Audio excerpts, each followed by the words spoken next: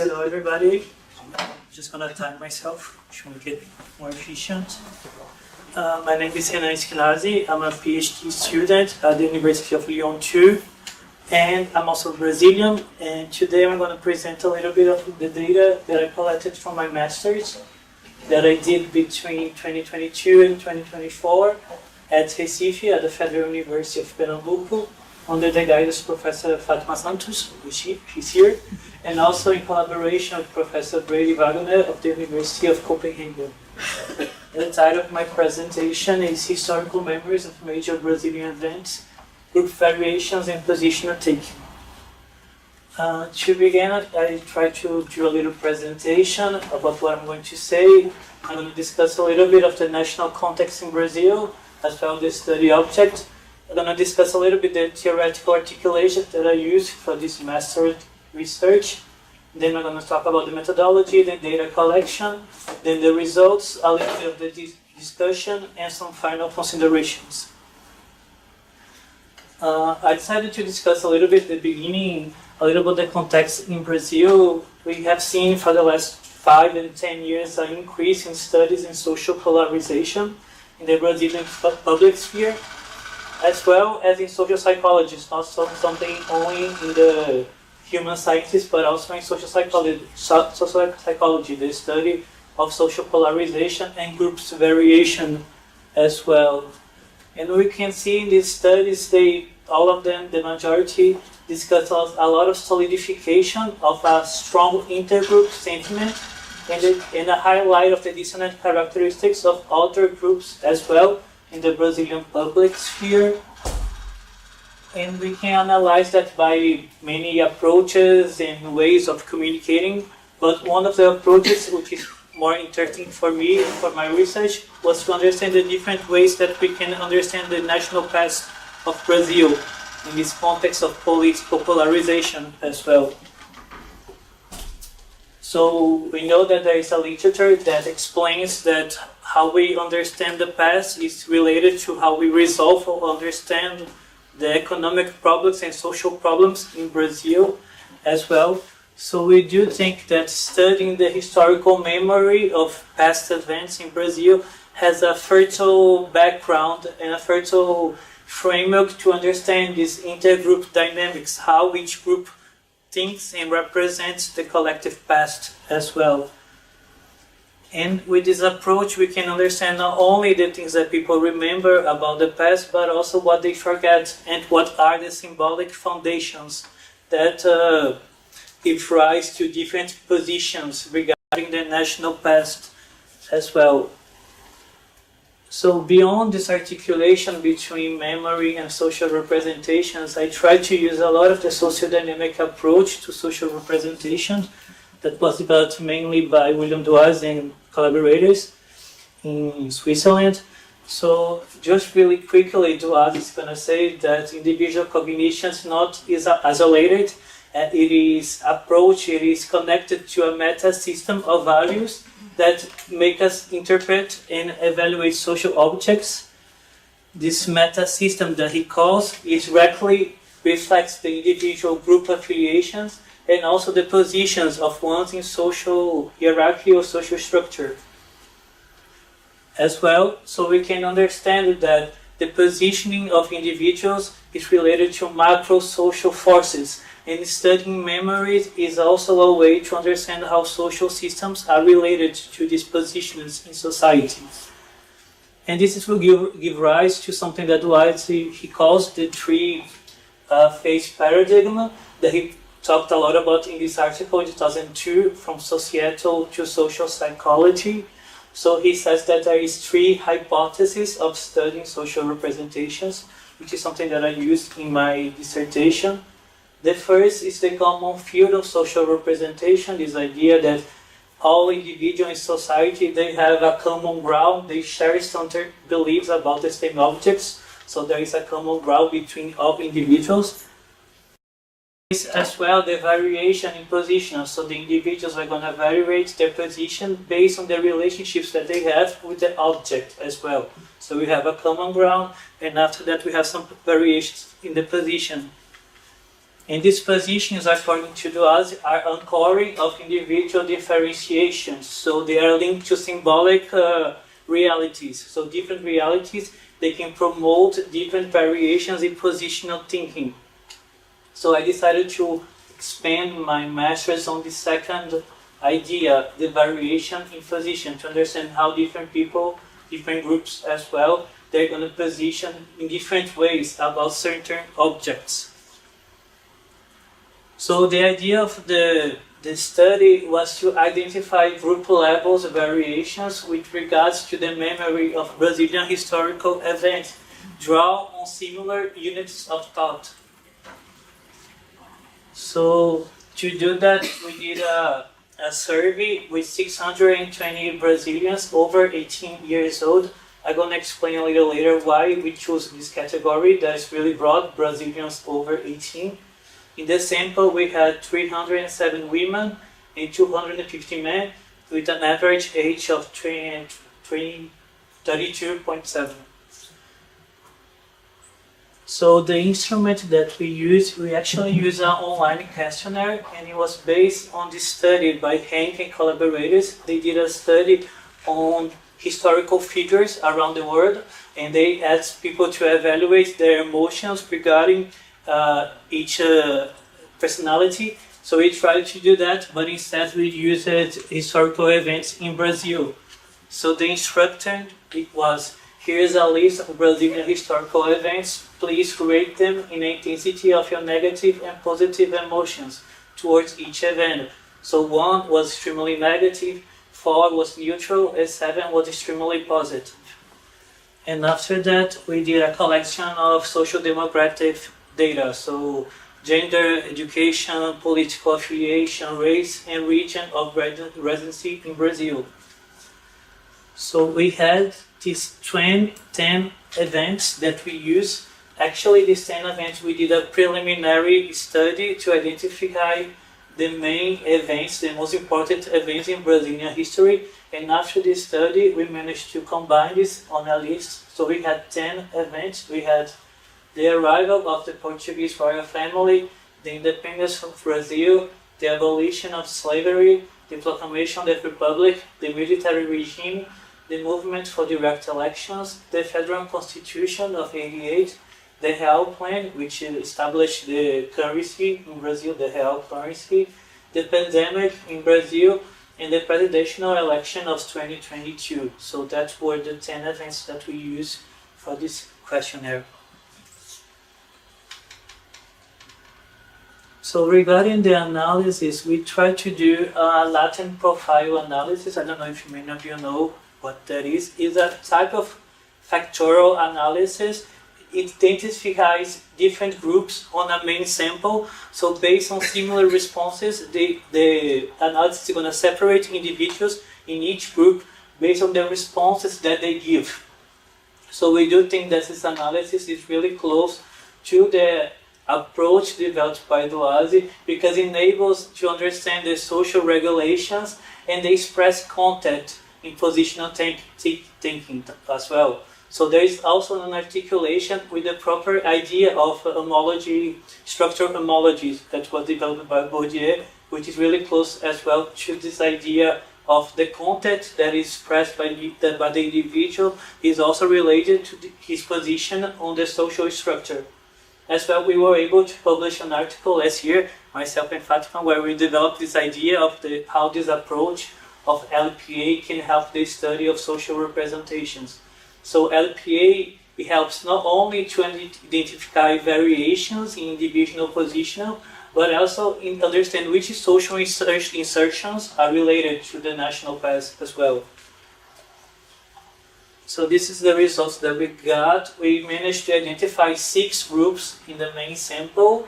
So here we have the 10 events and how each group evaluated each event. So we have the level of emotion from 0 to 7, and the different groups they punctuated, they evaluated the events in different ways.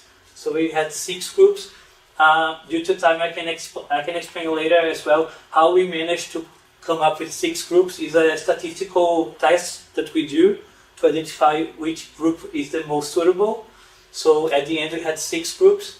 So I'm going to explain a little bit more each group that we managed to get.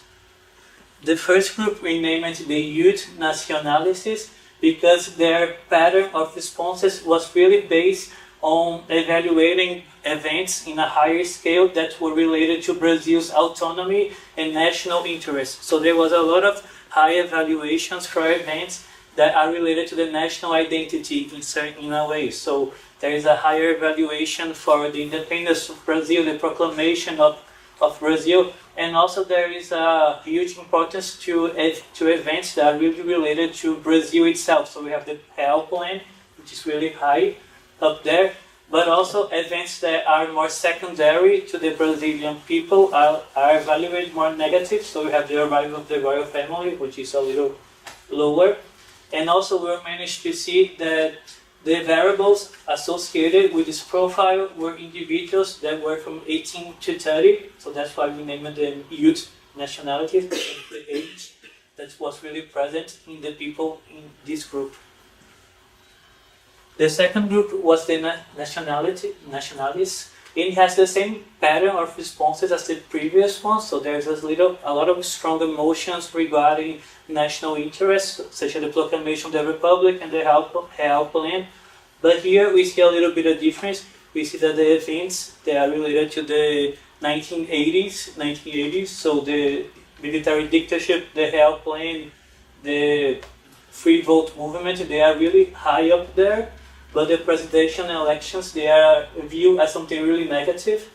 The last election that we have, the left side won in Brazil, so maybe it's something related to that. They were not so favorable of that. And we saw that people from age 45 to 65 were more present in this category, in this group. The third one was the Democrats, and we named the Democrats because there is a higher valuation for events, so historical events that are related to equality and citizenship. So there is a higher valuation for the free vote movement and the Constitution of '88. At the same time, there is a low evaluation for events that relate for a power imbalance in a way. So there is a really down evaluation for the arrival of the royal family or even the dictatorship itself. We saw that there is also, comparing to the other groups, a lower importance, a lower evaluation for the abolition of slavery in this group, and we thought that our hypothesis was that this event did not, in practical terms, promote racial equality in Brazil, so that's why it was a little down. And we saw that the variables associated with this profile were people from the left wing, and the majority were women, so they were the two main affiliations that we were able to see. The third group was the oligarchs, and we noticed that this profile reflects the continuity of power with specific sectors of society. So we saw a high praise for example, the arrival of the royal family was way up there, it was almost 7. And also there was a high evaluation for the dictatorship, so it was like 6 as well. And a low evaluation for the Constitution of '88. The Constitution of '88 is our citizen, is a democratic constitution of Brazil, and it was low, really, really low. And we saw that people in this group were related to right-wing affiliations and were mostly men as well. The fourth group was the historical consistency. And this label was actually based on the study that we used to create this instrument, because in the study of ranking collaborators, they found a group in their analysis that didn't have many variations in their responses. So everything was really high or really low. And we noticed that as well in our study. So we can see there is consistently high ratings, but not so much a variation. So that's why we decided to name them the historical consistency based on the study that we used to make the instrument. And as well, we saw that the variables associated with this profile were people in the center of politics, so center political affiliation. And the last one were the Republicans, that as well they had a profile of responses based on the protection of civil rights in citizen participation. So there is a lot of praise for events that mark democratic and social transformation. So you can see that it's really high up there. The abolition of slavery, the independence of Brazil. But we tend to see that it's really polarized, this profile. So everything always really negative, always really positive. So there isn't a middle ground. So we also saw that there are people who are more on the left side and were more female in this profile. So what does these results can give to us? The first thing is when we go back to the definitions of social representations by Duaz, he says that social representations are organizing principles of taking stances regarding objects, and we can see that in the groups that we identify, there is a shared organized principle that acts on the position of individuals regarding the national past. So what we can see is that this representational thinking has common references, but it can have different positions and different opinions regarding the same events. So one thing that for us was really interesting to notice is that we feel that there is an organizing principle that organizes the position regarding the national past, regarding these events, but this same organizing principle can have various variations, so they can demonstrate as well different opinions.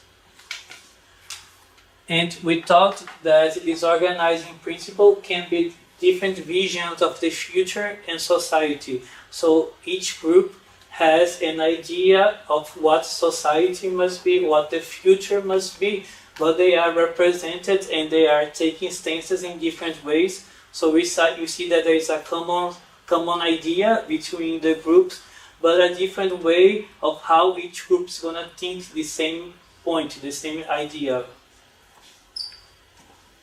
And this idea of the use of the past to imagine possible futures is not something new that we came about. It is actually something that is really talked about in the studies on social representations and memory. So the idea of memory as a tool for projection. So we use the past to understand the future, which events we're going to remember to base our reality and also the future. And also the social memory and generalization. So by evaluating more positive or negative certain events, we can see what is representative of the nation itself. So some final considerations that we were able to see. The first one is the idea that present is always related to memory. So it's really in touch with Maurice Halbach's perspective of the present is embedded in the past. So these two dynamics, they work together, especially in the context of social polarization. So we saw a lot of different opinions regarding more recent events, such as the elections or even the pandemic in Brazil. The second thing is memory as a reconstruction. We use a more quantitative analysis to understand memory in this perspective, but we were able to see this reconstructive character of memory, this idea that different in Brazil collective memory can help groups to identify different futures or different projects of society as well. And the last thing is to think of memory beyond the past. It's an idea that even Jodelet already talks about, to understand memory as a triangle between past, present and future. And we think with this approach of understanding positional taking and memory, we're able to see not only this mnemonic process of memory regarding past, present and future, but also its characteristics of temporality regarding social representations, that they are not only related to the present, but also to the future and to the past. So that's my presentation and my email. Thank you very much. Okay. Thank you. Thank you so much, Renan, for your presentations and for keeping the time. In the time. So now it's up to you. Questions, comments, remarks? I have a question. Renan, thank you very much. It was very interesting, but I would like to know, if I well understood, you choose the 10 events Well, So in what basis? actually, we did a preliminary study with 320 Brazilians, and we did more like a structural approach. So we asked them, can you name 5 events that were important in Brazil? And after that, we did a prototypical analysis to see which was central and which was peripheral. And the 10 events that were central used to the second study. That's this one that I presented. Okay. So it's important to have the variables itself. You have to have the right variables to do the analysis afterwards.